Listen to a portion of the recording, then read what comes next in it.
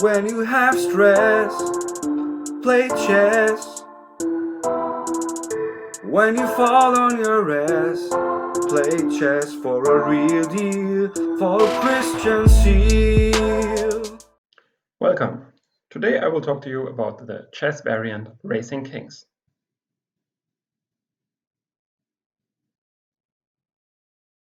First of all, shout out to Royal Maniac, one of the strongest players in Racing Kings, who gave me a few hints about how to play Racing Kings because I barely played the game, and this is unlike the other variants, which I know quite well. This is a variant which I don't know that well.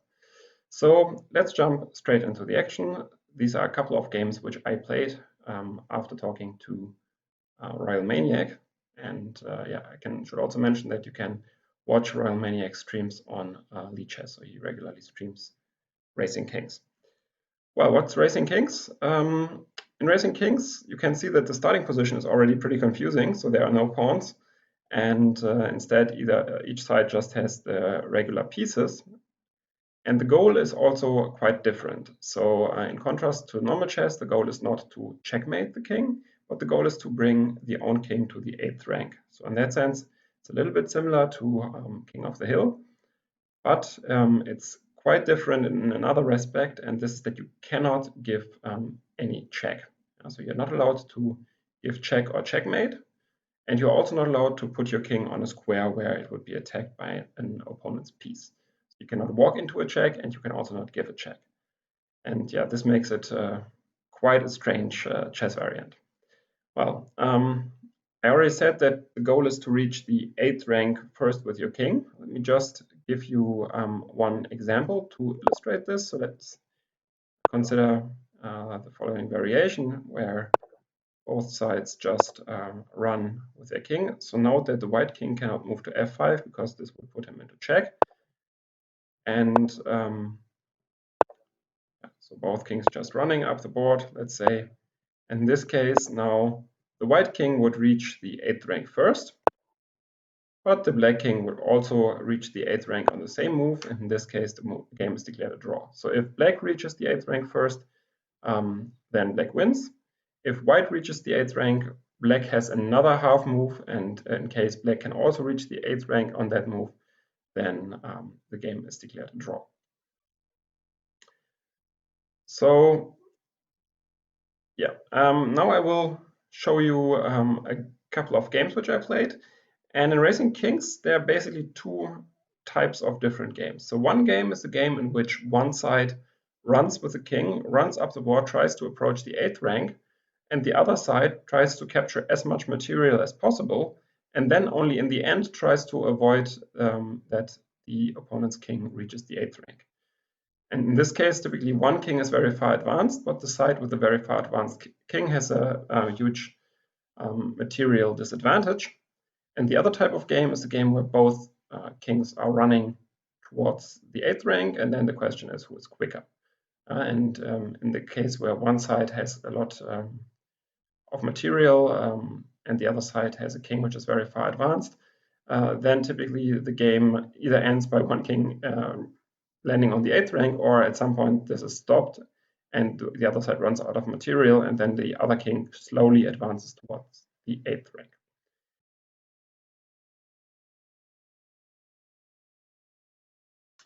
Yeah, Royal Maniac told me that in the first move it's quite a good idea with black to take on f2 if we are allowed, so I followed that advice and took on f2. And in this game, my opponent played the move king to f4. Now, king to f4 is one of the possible moves. I should say that theoretically, Racing Kings is most likely a draw, but this is one of the moves which is one of the good moves that you can play in the position, which now leads to a game in which the white king runs and the black king for the moment stays on h7.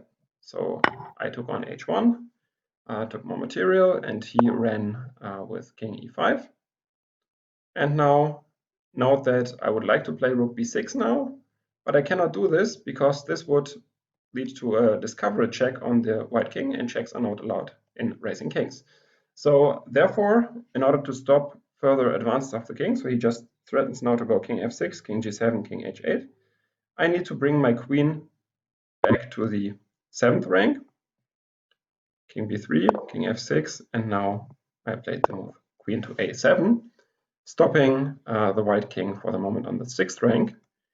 And yeah, white goes rook g7, threatening to take my queen, and then again to make way for his king to reach the 8th rank.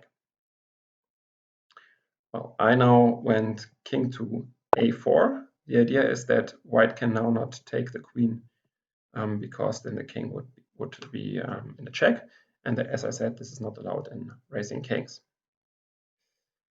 In this game, my opponent played the move rook to e7. So apparently this is some sort of tabia, like a theory tabia, like a theory mainline. And yeah, my opponent played the move rook e7, which is one of the possible moves here. I will show you another game later on where my opponent played something different. I now went king to a5, and this is probably already the losing mistake. So up to here, the game was played in a pretty decent fashion, but I should have now gone rook b8 with the idea of preventing the white king to enter on the 8th rank.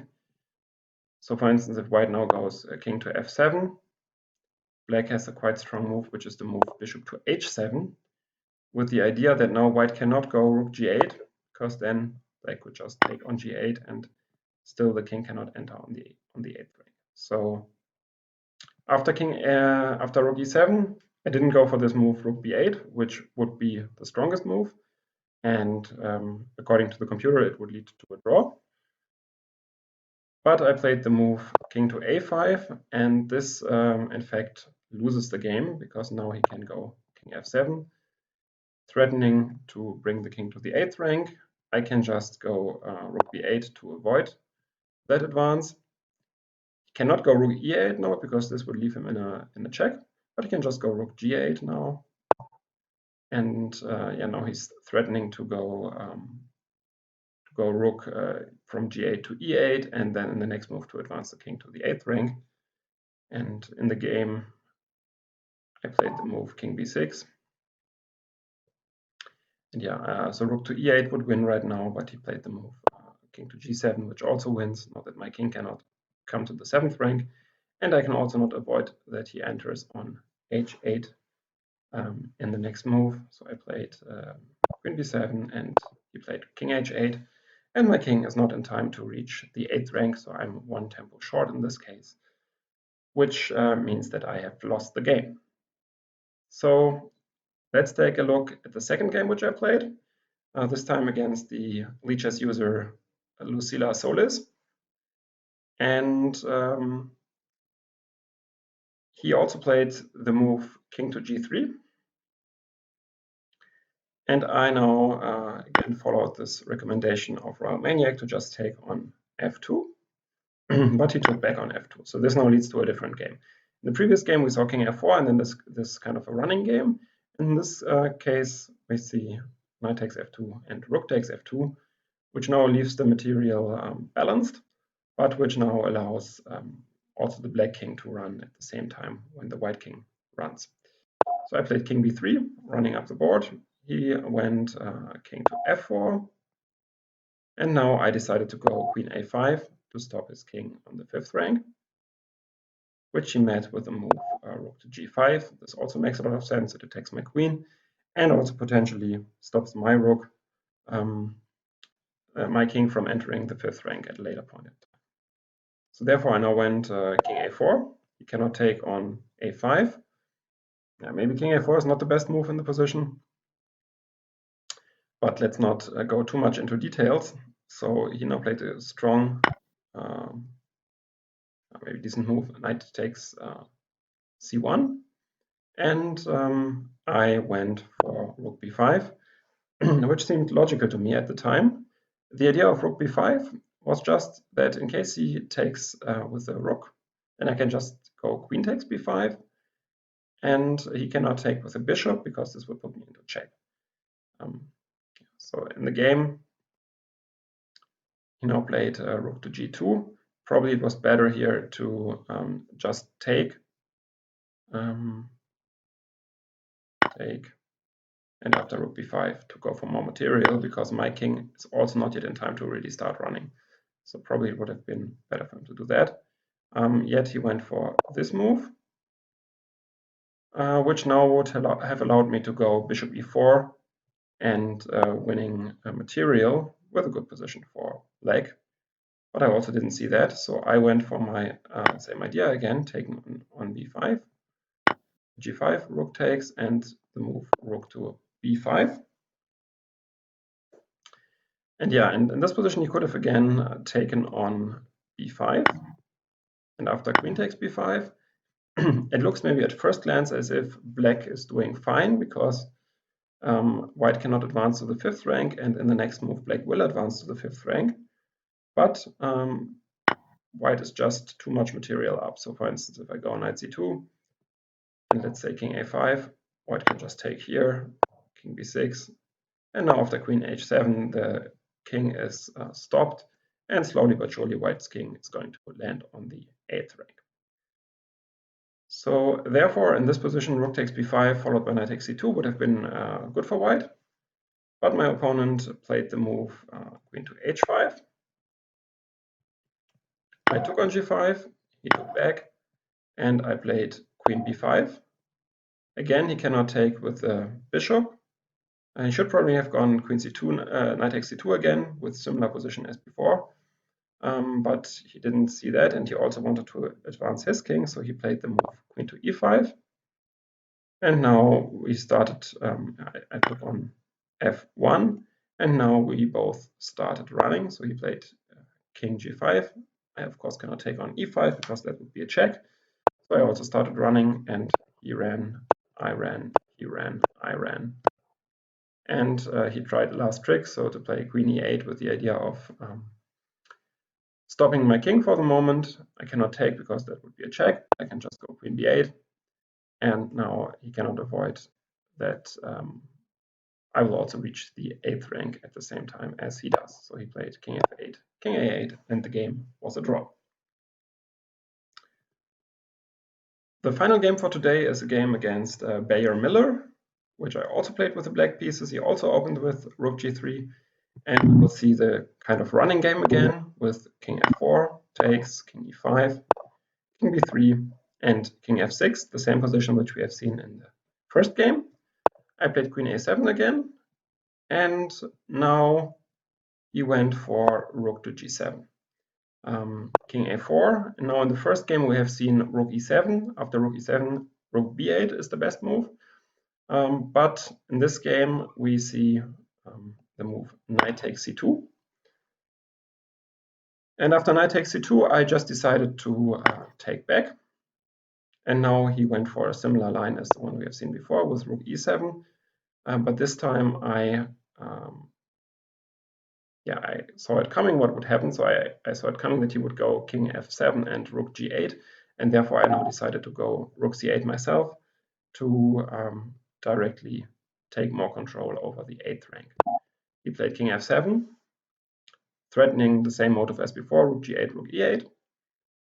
And now I made a small inaccuracy. I think probably it would have been best now to go either rook b to b8 or queen b8. Instead, I played the move queen a8. I don't think it changes that much, but it gives him at least an extra tempo with the move bishop to g2, to which I now have to move the queen again, queen b8. And yeah, now he actually decided to use that extra tempo to play the move bishop to b7. Quite an interesting move. He now threatens to take on c8, and maybe also threatens to go rook g8 afterwards. So I decided to take on b7 myself. But now he can take back, and of course I cannot take because that would be a check. And now he has won at least a rook back. Note that in Racing Kings in general, rooks are very strong pieces and queens, and minor pieces are quite a bit weaker. So that was favorable for him. Yet I now just started running. So I went with the move king to a5. He exchanged on b8. And yeah, now he missed the win for white here. It's also not so easy to see that, to be honest. So the win for white in this position is the move, starts with the move rook to g6, with then the idea to go rook e6 and rook e8, cutting off my king first. So my king cannot advance to the 6th rank at the moment. So let's say I now go like knight g3, rook e6,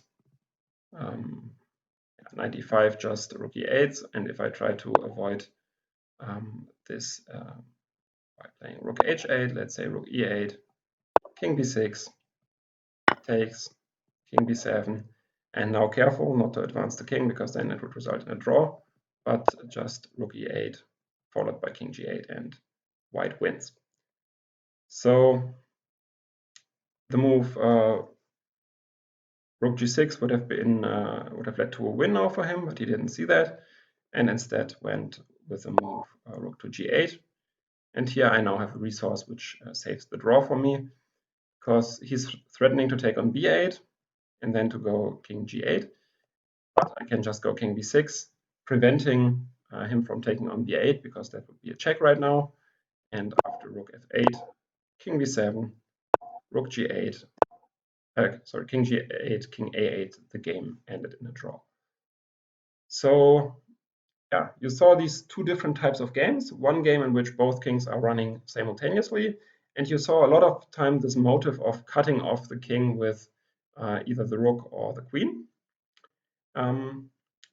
In games where both kings are running simultaneously, it really matters who's quicker. And in the games where you capture a lot of pieces where the other person runs, then it's very important to know these little details, how you can stop the enemy king. All in all, racing kings is definitely fun to try out for a little bit. For me personally, maybe it's not as fun as some of the other things if you want to play it in the long run, but that might of course be subjective. So I hope you liked the video, and I hope you will try out the chess variant Racing Kings. And thanks a lot for watching. See you next time.